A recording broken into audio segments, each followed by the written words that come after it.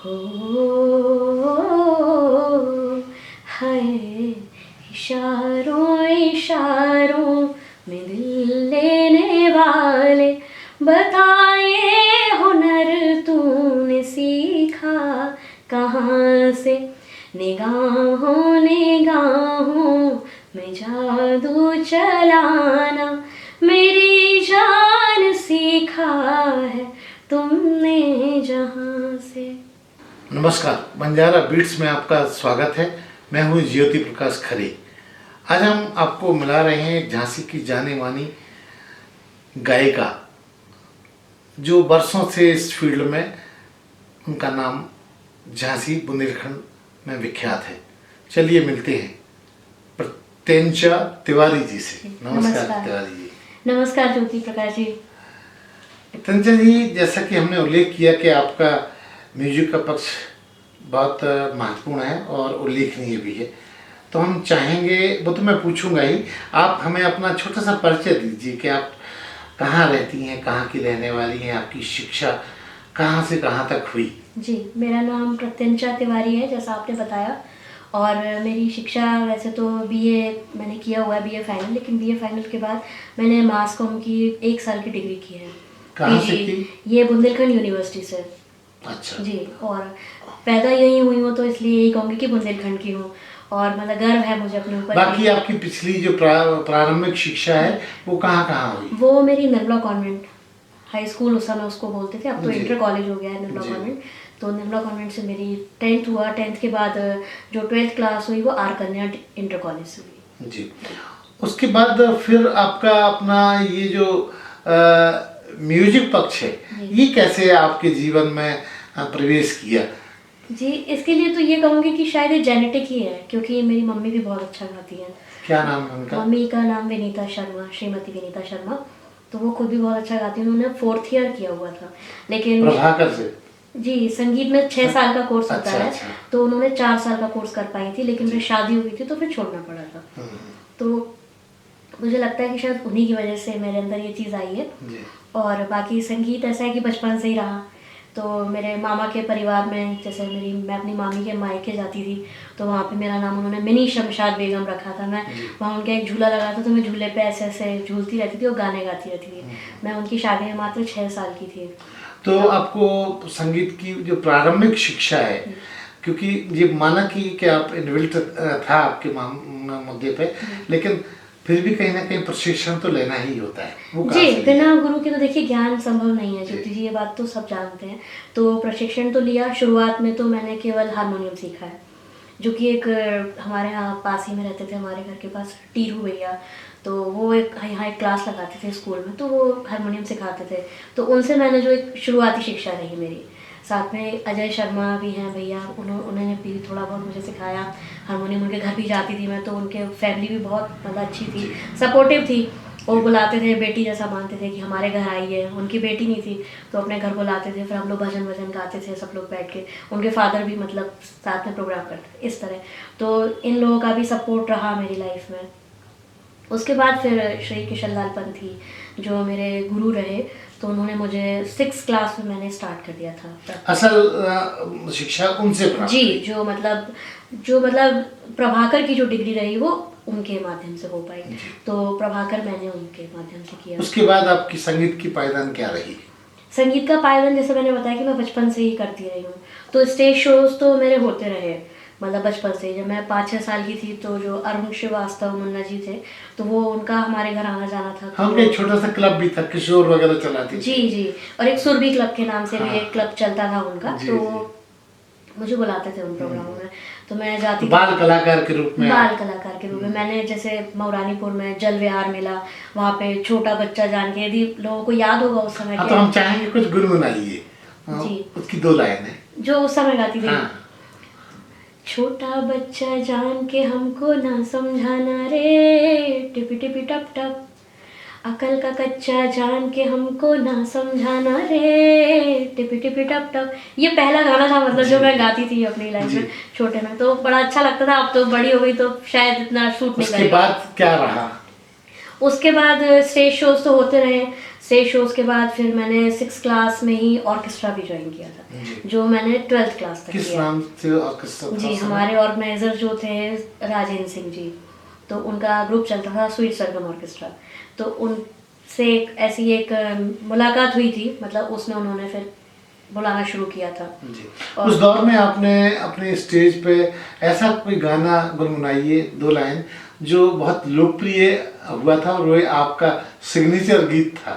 जी, signature गीत जैसे एक धड़कन धड़कन फिल्म का एक गाना आया था शायद, नाना करते प्यार। हाँ, तो उसको गुनगुनाइए। I am in love, I am in love, I am in love, I am in love, I am in love, I am in love. नाना करते प्यार है, मैं कर गई कर गई कर गई।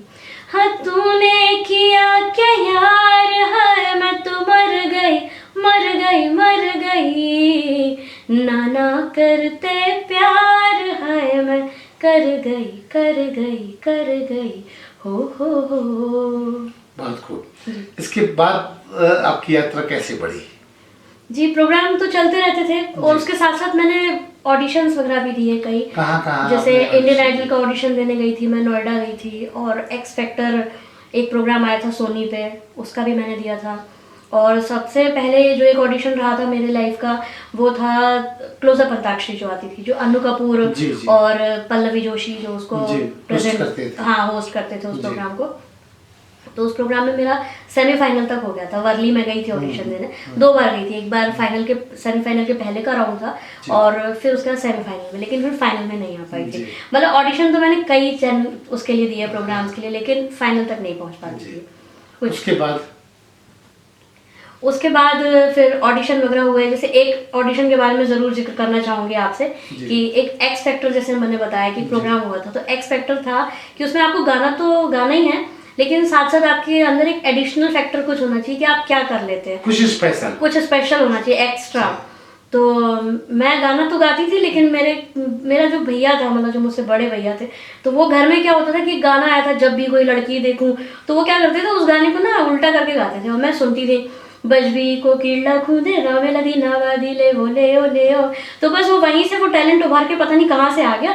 तो वो तो केवल एक ही गाना गाते थे मेरे भैया, लेकिन मैंने फिर उसको अपने अंदर उभारा उस चीज़ को कि नहीं, मुझे और गाने गाने। तो मैं उसका प्रयास किया तो वो प्रैक्टिस भी की। तो वो अंदर ही अंदर प्रैक्टिस चलती रहती थी। तो वो मैंने वही अपना टैलेंट वहाँ दिखाया जाके। तो हम चाहेंगे हमारे दर्शकों को साथ भी वो पल का मुद्दा शेयर कीजिए।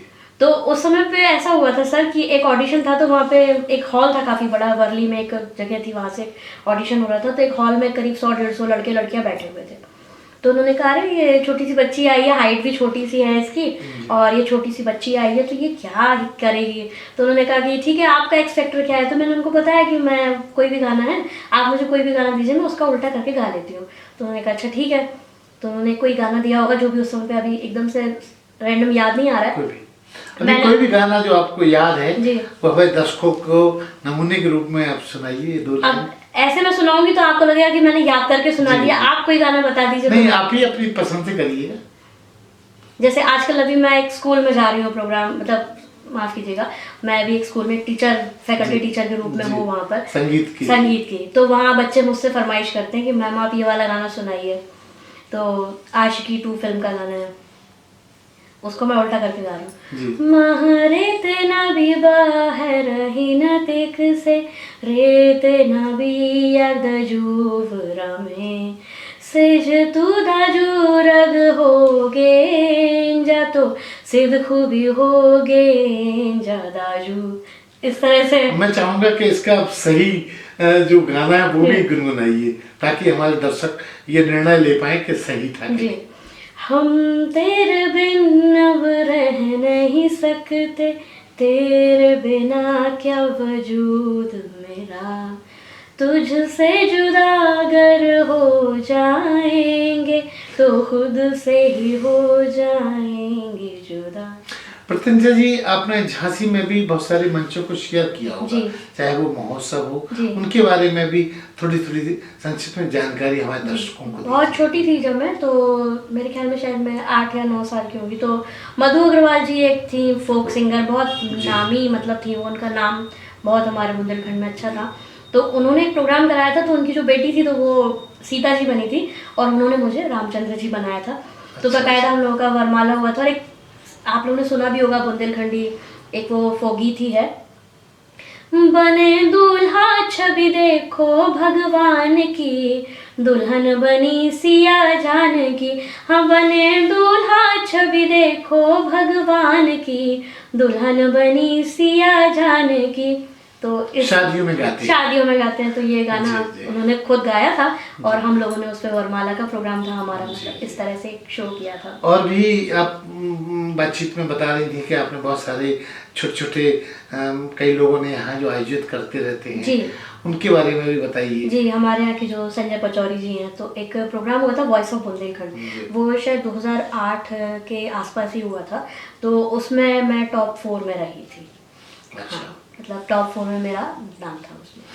वर्तमान में जैसा कि मुझे जानकारी है कि आप आकाशवाणी से भी जुड़ी हुई हैं, जी। तो यहाँ आप कब से आई हैं और वहाँ आपकी क्या भूमिका रहती है? जी, सन 2008 से मैं झांसी आकाशवाणी से जुड़ी हुई हूँ और वहाँ मैं कैजुअल जो कंपेयर होते हैं, जिसको हिंदी में समनुदेशिती बोलते हैं, मैं समनुदेशिती जी, तो मैं उस पद पे हूँ वहाँ पर। और मेरा प्रोग्राम आता है, लाइव प्रोग्राम हम लोग देते हैं शाम को 5:30 बजे, मंडे, वेडनेसडे, फ्राइडे और सैटरडे, 4 दिन प्रोग्राम आता है। किसी दिन महिला नारी जगत होता है, किसी दिन बाल जगत होता है। तो जब आप उस प्रोग्राम को शुरू करती हैं, उसकी एक झलक अपनी आवाज़ में जी, रेडियो जो सुनते होंगे, तो यदि नारी जगत प्रोग्राम होता है तो मैं इस तरह से अनाउंस करती हूँ उसमें कि नारी जगत कार्यक्रम सुनने वाली सभी बहनों को प्रत्यंचा का प्यार भरा नमस्कार, इस तरह से।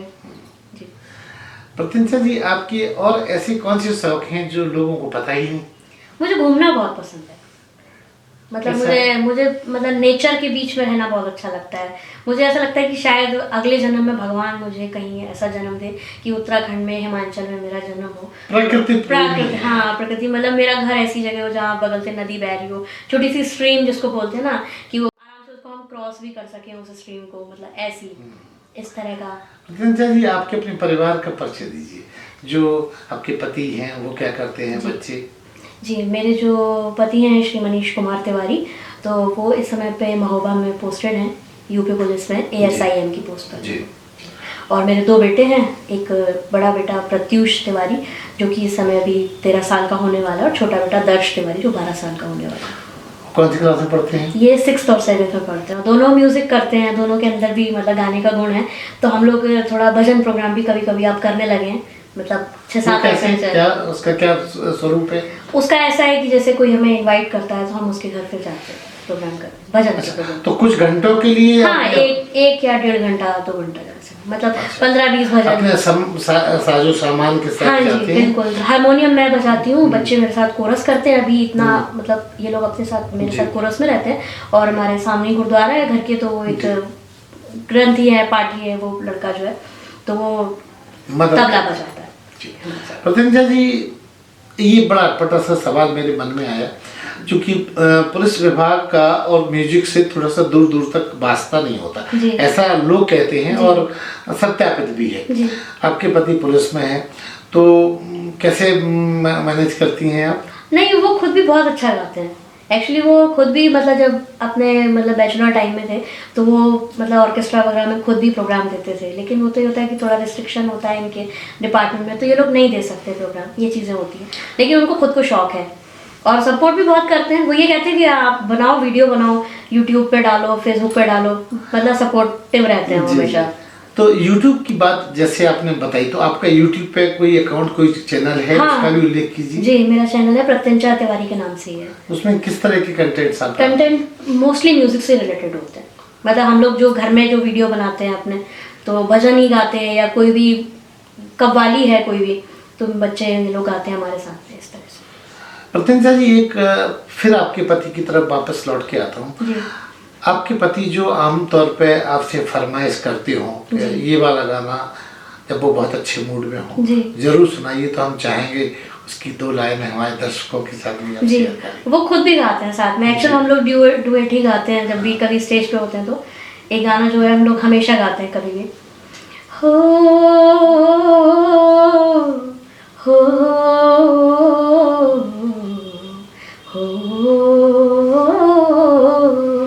हाय, इशारों इशारों में दिल लेने वाले, बताए हुनर तूने सीखा कहाँ से, निगाहों निगाहों में जादू चलाना मेरी जान सीखा है तुमने जहाँ से। बहुत शानदार। और मैं चाहूँगा, चूंकि आपकी आवाज़ इतनी मीठी है, मैं चाहूँगा एक कोई और गाना भी जो आपको सब लोग आपसे फरमाइश करते हो, आमतौर पे इतना लोकप्रिय है जी। वो उसकी भी पंक्तियाँ गुनगुनाइए। जी, मैं एक्चुअली अपनी क्लास में जब हम लोग होते थे, तो जब कभी टीचर नहीं होती थी तो कुछ फ्रेंड्स होती थी। स्पेशली एक नाम लेना ज़रूर चाहूँगी, स्वाति सुधाकर मेरी एक फ्रेंड है। तो वो हिचकी सॉन्ग जो आओ हुजूर तुमको आपने सुना होगा, हाँ। उसको बड़ा पसंद है। तो जब भी आज भी कभी मिलती है तो प्रत्यंचा वही वाला गाना वो, आओ हुजूर तुमको सितारों में ले चलूं, दिल झूम जाए ऐसी बहारों में ले चलूं, आओ हुजूर आओ। बहुत खूब। प्रतिन जी, आप हमें ये बताइए कि जहाँ आपकी म्यूजिकल यात्रा बड़ी मीठी और खुशबूदार महसूस कर रहा हूँ मैं, वहाँ आपकी ज़िंदगी में कुछ ऐसे भी पल आते हैं जब ज़िंदगी में कठिनाइयाँ और मुश्किलों का दौर भी आता है। जी कुछ बातें आप हमसे शेयर करना चाहें? जी, बचपन से तो ऐसा रहा कि कभी कोई ऐसा मतलब कमी तो नहीं रही किसी भी तरह की, लेकिन एक लाइफ में ऐसी कमी ज़रूर दी भगवान ने जो मतलब उसकी क्षतिपूर्ति नहीं हो सकती। जो है मेरे मतलब बड़े भाई जो थे उनकी मृत्यु जो हुई 27 साल की उम्र में। क्या नाम था उनका? सुमित शर्मा। वो क्या करते थे? वो पूना में इंजीनियर थे, इंजीनियरिंग किया हुआ था उन्होंने और इलेक्ट्रॉनिक्स इंजीनियर थे वो। तो उनकी जॉब थी वहाँ पे, लेकिन हिप जॉइंट पे उनको ट्यूमर हो गया था, तो इस कारण से उनकी मृत्यु हुई थी 2009 में। तो वो एक चीज़ ऐसी है कि उसको कभी भूल नहीं सकते हम लोग। अब बात बड़े मतलब हृदय को छूने वाली आई, तो मैं चाहूँगा कि आप उनको श्रद्धांजलि करते हुए उनकी पसंद का कोई गाना आपको अगर याद आता हो। वो एक गाना ज़रूर, मतलब उसको तो जो भैया थे मेरे, उनको मतलब भोजपुरी गाने ज़्यादा सुनते थे वो। तो आप भोजपुरी सुनाइए। हाँ, भोजपुरी गाने बड़े सुनते थे। बड़ा एक गाना वो खुद भी बहुत अच्छा गाते थे भैया मेरे, कि वो तू लगावेलू जब लिपस्टिक हिलेला पूरा डिस्ट्रिक्ट, जीला टॉप लागेलू, कमरिया कमरिया तोरे लपाला लॉलीपॉप लागेलू। मतलब बहुत अच्छा गाते थे। तो थोड़ा सा मतलब वो चीज़ें होती हैं। प्रतिंचा जी, आपकी कोई सीडी, कोई कैसेट या किसी बड़े प्लेटफॉर्म पे, बुंदेली प्लेटफॉर्म पे आपने गाया? जी, बुंदेली प्लेटफॉर्म पे तो ऐसा रहा कि कन्हैया कैसेट स्टोर यहाँ पे हमारे यहाँ है झांसी में, तो वहाँ से मैंने कोरस कहीं मतलब सीट कैसेट में किया है।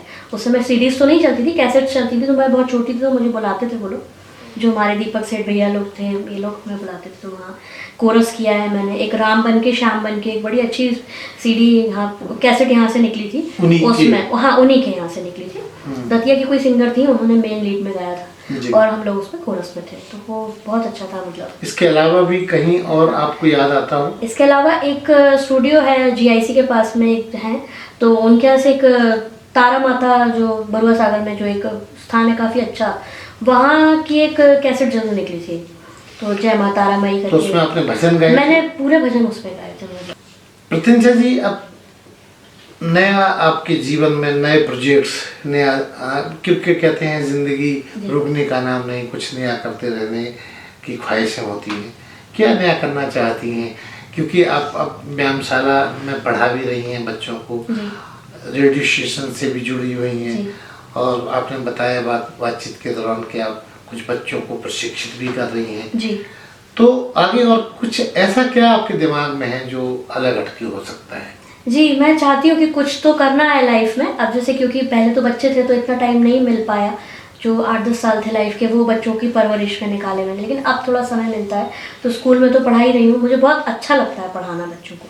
जैसे बच्चे मुझसे मतलब इतने अटैच हो जाते हैं क्योंकि बच्चों पे गुस्सा नहीं करती।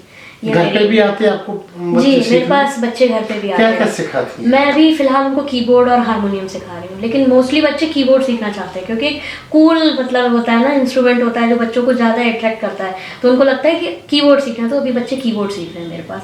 8 से 10 साल तक के बच्चे मेरे पास आते हैं सीखने। कुछ ऐसे बच्चे भी आपके पास कभी आए या आते हैं जो आर्थिक रूप से सक्षम नहीं है, तो आप उनको क्या बिना मूल्य के भी कभी सिखा पाएंगे? बिल्कुल सिखाएँगे, बिल्कुल। यदि कोई इस तरह का बच्चा आएगा, यदि मुझे लगेगा कि हाँ, ये मतलब उसको करना प्रमोट चाहिए। करना हाँ, चाहिए। बिल्कुल, बिल्कुल। और मैं आपको सच बात बताऊँ, मुझे वैसे भी कोई भी टैलेंटेड हो, मेरी एक हैबिट है ये चीज़ कि मैं उसको मतलब आगे लेके जाना चाहती हूँ। मुझे अच्छा लगता है। प्रत्यंशा जी, अब चलते चलते मैं चाहूँगा आपकी खुद की पसंद का जो बेहतरीन आपका गाना हो, उसकी 2 पंक्तियाँ जरूर सुनाइए। जी, फरीदा खानम जी की एक गज़ल है, मुझे बहुत अच्छी लगती है। आज जाने की ज़िद ना करो, यूं ही पहलू में बैठे रहो, आज जाने की ज़िद ना करो। इसका एक अंतरा भी सुनाइए।